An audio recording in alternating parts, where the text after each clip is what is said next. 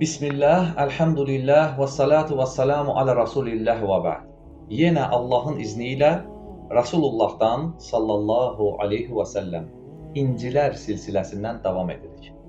Allah Azze və Cəllə Quranda peyğəmbərlərini məth edərkən onlar haqqında əzm sahibi peyğəmbərlər buyurmuşdur. Peyğəmbərlərin sonuncusu olan Muhammed sallallahu aleyhi və səlləm bu sifətə kamalı ilə layiq və sahib idi.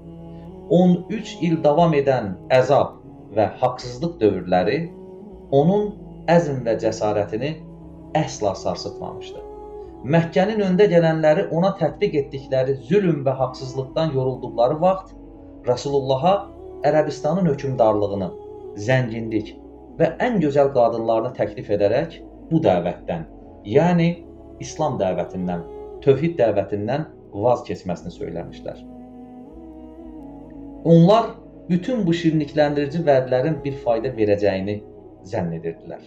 Ancaq Rasulullah sallallahu aleyhi və səlləm bunlara aldanmamış, bütün cəzbedici vədlərə fikir verməmişdi. Bu şərtlərdən sonra əmisi Əbu Talib onun himayəsindən məhrum edəcəyini bildirdiyi zaman onun göstərdiyi əzm və cəsarət bəşər tarixində misli görünməmiş bir örnəkdir. Rasulullah belə cavab verir. Əmican, bir əlimə ayı, bir əlimə də günəşi qoysalar, mən yenə bu davadan, İslam dəvətindən, tövhid dəvətindən vaz keçmərəm. Ömrü boyu müşriklərə və digər müsəlmanlara qarşı mübarizəsində əzm və cəsarətin ən gözəl nümunələrini sərgiləmiş, orduları sayca az olmasına rəğmən çox saydakı müşrik ordularını əzm və cəsarətləri sayəsində Allahın izni və yardımı ilə pərişan etmişdir. Rasulullah sallallahu aleyhi və səlləm yüksək şəxsiyyətinə layiq bir şücaət və qəhrəmanlıq nümunəsi idi. Əli radiyallahu anh nəql edir, bildirir ki, Bədirdə savaş şiddətlə davam edərkən, bəzən biz Peyğəmbər sallallahu aleyhi və səlləmin arxasına sığınardıq. O, hamımızdan çox cəsurdu. Düşmən cəbhəsinə ən yaxın yerdə Rasulullah savaşırdı. Allah Rəsulunun bu davranışı bütün döyüşlərə şamil olunur.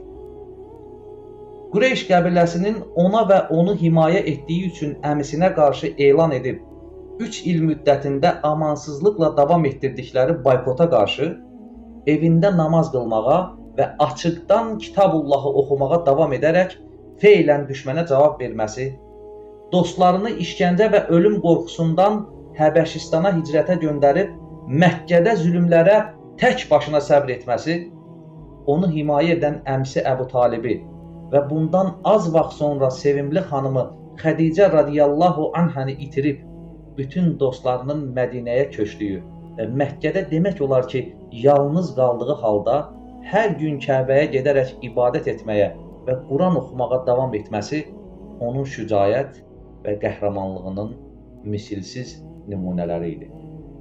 Allah Azze və Cəllə bizlərə Rasulullah sallallahu aleyhi və səlləmin sünnəsini şəffaf, kamil bir şəkildə yaşamağa nəsib etsin. Allahumma amin. Subhanəkə Allahumma və bihamdik. Əşhədu ən la iləhə illə ənt. Əstəğfiruka və atubu ileyk.